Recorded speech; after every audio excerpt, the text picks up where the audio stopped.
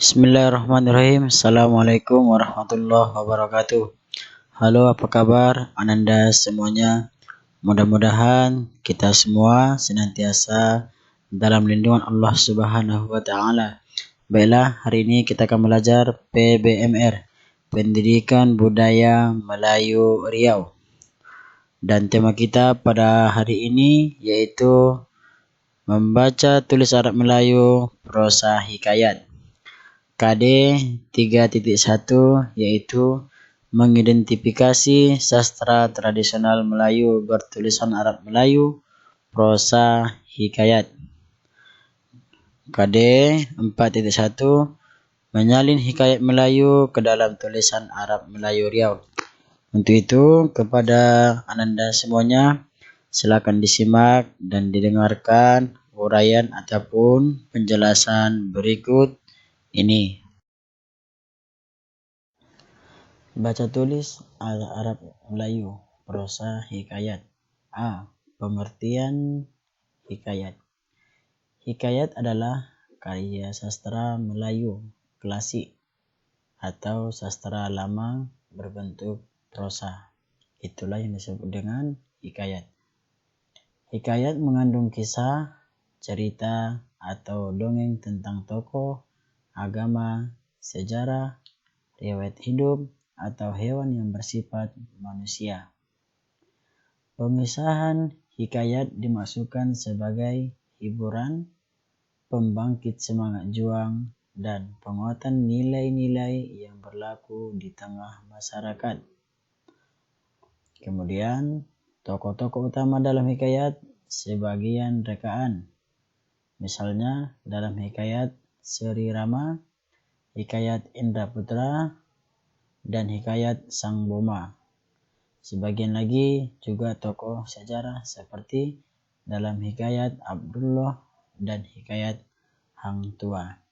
Jadi jelas dari sini bisa kita ambil kesimpulan bahwa hikayat adalah merupakan karya sastra Melayu klasik berbentuk prosa. Kemudian hikayat itu juga bisa dalam artian mengandung kisah, cerita, ataupun dongeng-dongeng.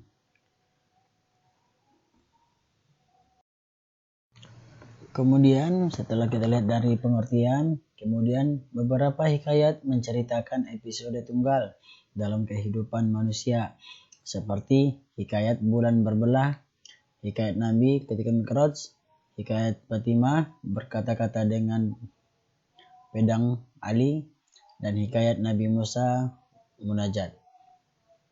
Beberapa mengenai burung dan hewan yang bertingkah laku sebagai manusia, misalkan hikayat Pelanduk Jenaka dan hikayat Khoja Maimun ataupun hikayat Bayan Budiman. Hikayat juga mengandung sejarah, misalnya hikayat Siak dan hikayat Pasai. Hikayat mulai berkembang pada masa Melayu klasik, sehingga banyak menggunakan bahasa Melayu klasik. Bahasa ini berbeda dengan bahasa Melayu yang berkembang saat ini. Jadi hikayat itu bisa ada kalanya menceritakan tentang kehidupan manusia, ya. Kemudian juga hikayat juga bisa mengenai burung dan hewan. Dan yang ketiga, hikayat juga bisa mengandung sejarah. Selanjutnya, ciri-ciri bahasa Melayu klasik sebagai berikut. Yang pertama, banyak menyerap kosakata Arab, ya. Yang kedua, menggunakan aksara Arab. Yang ketiga, kalimatnya panjang-panjang, berulang, berbelit-belit. Yang ketiga, banyak menggunakan kalimat fasih. Yang keempat, menggunakan bahasa istana. Yang kelima, kosakata klasik seperti Ratnamutu menikam, sahaya, masugul, ataupun bersedih.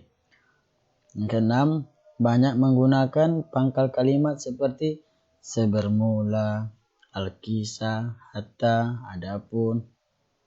Yang ketujuh, banyak menggunakan kalimat sungsang, ya. Artinya tidak sama dia. Yang ke-8, banyak menggunakan partikel pun dan lah. Kalimat pun dan lah. Inilah contoh ataupun ciri-ciri apabila kita ingin melihat bahwa cerita ataupun hikayat tersebut berbahasa Melayu klasik.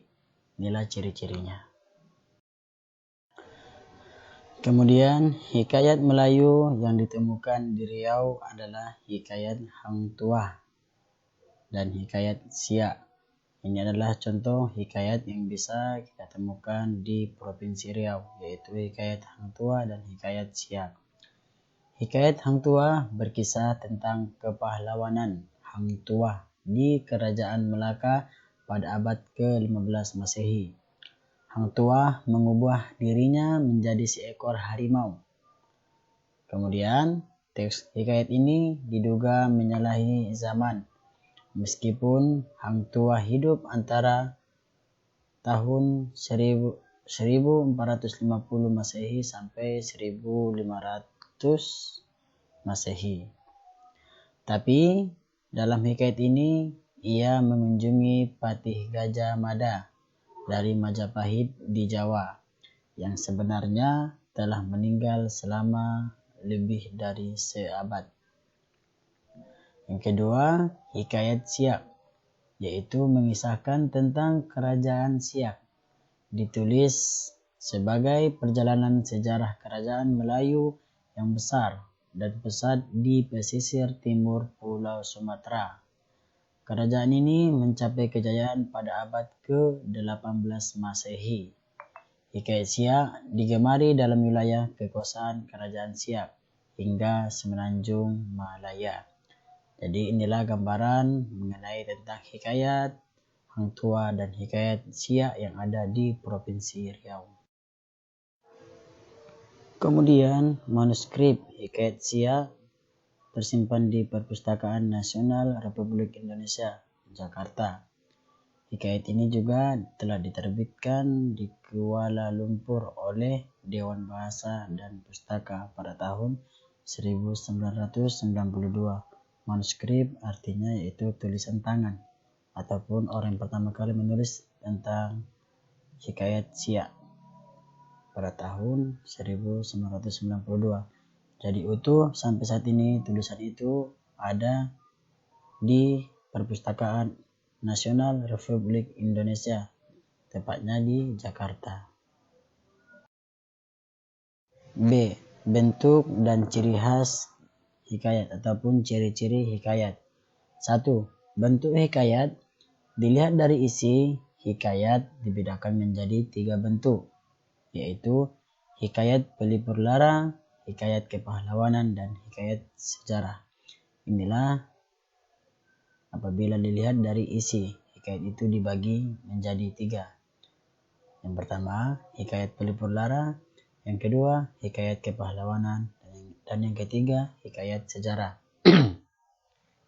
Hikayat pelipur lara menggambarkan perjuangan dan pengalaman seorang tokoh dalam menghadapi berbagai rintangan dan cobaan dalam kehidupannya. Contoh, hikayat Si Embut Muda dan hikayat Raja Muda Ali. Inilah contoh daripada hikayat pelipur lara yang menggambarkan perjuangan dan pengalaman seorang tokoh dalam menghadapi berbagai rintangan dan cobaan semasa hidupnya. Yang kedua, hikayat kepahlawanan berarti menggambarkan kegagahan dan sifat kesatria dari tokoh cerita, seperti hikayat Hang Tuah, hikayat Si Miskin, dan hikayat Malim Demam. Inilah 3 contoh dari hikayat kepahlawanan. Yang ketiga yaitu hikayat sejarah. Hikayat sejarah berarti berisi sejarah suatu kerajaan atau silsilah raja-raja pada suatu negara. Contoh, hikayat Siak, hikayat sejarah Melayu, dan hikayat Negeri Johor. Ini adalah contoh daripada hikayat sejarah. Dan yang ketiga ini merupakan gambaran ataupun bentuk ataupun perbedaan dari isi hikayat dibedakan menjadi 3, yaitu hikayat pelipur lara, hikayat kepahlawanan, dan hikayat sejarah. Selanjutnya yang kita bahas yaitu ciri-ciri hikayat. Tadi sudah kita lihat dari mana perbedaannya. Sekarang ciri-ciri hikayat. Adapun ciri-ciri hikayat sebagai berikut. Yang pertama, anonim, ya. Sebagian hikayat tidak diketahui pengarangnya. Inilah yang dimaksud dengan anonim. Yang kedua, milik komunal. Artinya hikayat menjadi milik bersama. Hikayat ini menjadi milik bersama. Yang ketiga, istana sentris. Artinya kisah-kisah hikayat umumnya menceritakan kehidupan istana ataupun tokoh-tokoh kerajaan. Yang keempat, tradisional. Artinya hikayat tersebut mengandung budaya dari wilayah tertentu, ya, mengandung unsur budaya. Yang kelima, didaktis. Artinya bersifat mendidik yang berisi pesan-pesan moral. Yang keenam, bahasa Melayu klasik. Artinya penceritaan dimulai dengan kata-kata syahda, al-kisah, pada suatu hari, hatta, sebermula, dan lain. Yang ketujuh, pralogis. Artinya sebagian kisah tidak logis. Artinya hikayat tersebut terkadang tidak logis, tidak diterima oleh akal kita. Yang kedelapan yaitu statis. Artinya bentuk dan tema hikayat bersifat kaku dan tetap. Inilah ciri-ciri dari hikayat. Ada 8 poin. Yang pertama, anonim, milik komunal, sentris, tradisional, didaktis, bahasa Melayu klasik, prologis, dan statis.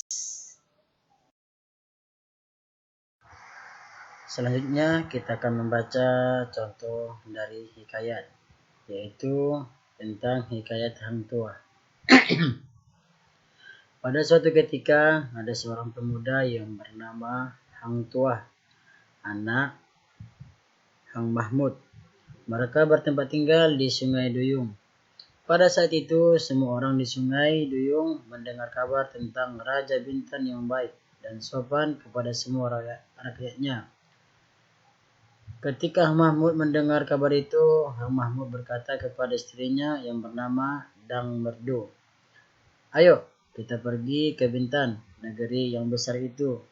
Apalagi kita ini orang yang miskin. Lebih baik kita pergi ke Bintan agar mudah mencari pekerjaan." Lalu, pada malam harinya, Hang Mahmud bermimpi bulan turun dari langit, cahayanya penuh di atas kepala Hang Tuah. Hang Mahmud pun terbangun dan mengangkat anaknya serta menciumnya. Seluruh tubuh Hang Tuah berbau seperti wangi-wangian. Siang harinya, Hang Mahmud pun menceritakan mimpinya kepada istri dan anaknya. Setelah mendengar kata suaminya, Dang Merdu pun langsung memandikan dan melulurkan anaknya. Setelah itu, ia memberikan anaknya itu kain, baju, dan ikat kepala serba putih. Lalu Dang Merdu memberi makan Hang Tuah nasi kunyit dan telur ayam. Ibunya juga memanggil para pemuka agama untuk mendoakan selamatan untuk Hang Tuah setelah selesai dipeluknya lah anaknya itu. Lalu kata Hang Mahmud kepada istrinya, "Adapun anak kita ini kita jaga baik-baik, jangan diberi main jauh-jauh." Keesokan harinya, seperti biasa, Hang Tuah membelah kayu untuk persediaan. Lalu ada pemberontak yang datang ke tengah pasar, banyak orang yang mati dan luka-luka. Orang-orang pemilik toko meninggalkan tokonya dan melarikan diri ke kampung. Gemparlah negeri Bintan itu dan terjadi kekacauan di mana-mana. Ada seorang yang sedang melarikan diri berkata kepada Hang Tuah, "Hai Hang Tuah, hendak celakalah kamu tidak mau masuk ke kampung." Maka kata Hang Tuah sambil memberi kayu berkata, "Negeri ini memiliki prajurit dan pegawai yang akan menaklukkannya. Mereka akan binasa olehnya." Waktu ia sedang berbicara, ibunya melihat bahwa pemberontakan itu menuju Hang Tuah sambil menghunuskan kerisnya. Maka ibunya berteriak dari atas toko. Katanya, "Hai anakku, cepat lari ke atas toko." Sang tua mendengarkan kata ibunya, ia pun langsung bangkit, berdiri, dan memegang kapaknya menunggu amarah pemberontak itu. Pemberontak itu datang ke hadapan Hang Tua, lalu menikamnya bertubi-tubi. Maka Hang Tua pun melompat dan mengelak dari tikaman orang itu. Hang Tua lalu mengayunkan kapaknya ke kepala orang itu, lalu terjatuhlah orang itu dan mati. Maka kata seorang anak yang menyaksikannya, dia akan menjadi perwira besar di tanah Melayu ini. Terdengarlah berita itu oleh keempat kawannya, Hang Jebat, Hang Kesturi, Hang Lekir, dan Hang Lekui. Mereka pun langsung berlari-lari mendapatkan Hang Tua. Hang Jebat dan Hang Kesturi bertanya kepadanya, "Apakah benar engkau membinasakan pemberontakan dengan kepak?" Hang Tua pun tersenyum dan menjawab, "Pemberontak itu tidak pantas dibinasakan dengan keris, melainkan dengan kapak untuk kayu." Kemudian karena kejadian itu, Baginda Raja sangat mencuri adanya Sang Hang Tua. Inilah contoh dari hikayat ataupun hikayat cerita Hang Tua. Sikap kita dalam membaca cerita ini yaitu diharapkan kita mampu memahami hikayat, membaca hikayat, dan menjelaskan bentuk-bentuk dan ciri dari hikayat. Selanjutnya D.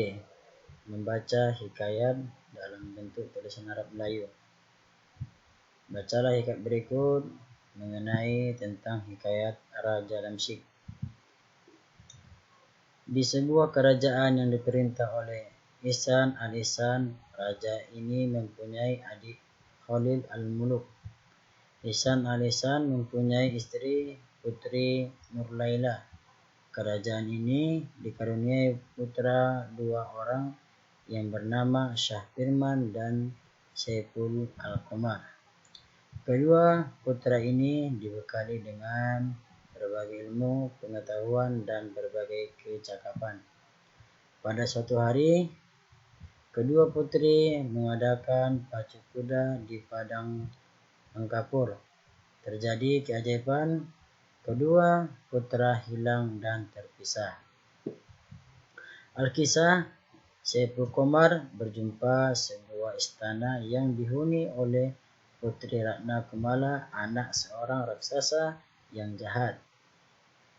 Saiful Qamar diselamatkan oleh Putri Ratna Kumala, dimasukkan ke cambul dan disembunyikan dalam peti. Kudanya dibawa menjadi sekuntum cempaka. Putri Ratna Kumala memberikan cambul sakti. Akan halnya Shah Firman, berjumpa pula istana seorang putri yang diasuh oleh seekor burung Garuda yang jahat. Ayah dan ibu putri tersebut dibunuh oleh burung tersebut. Rakyat sebagian dibunuh dan sebagian lari.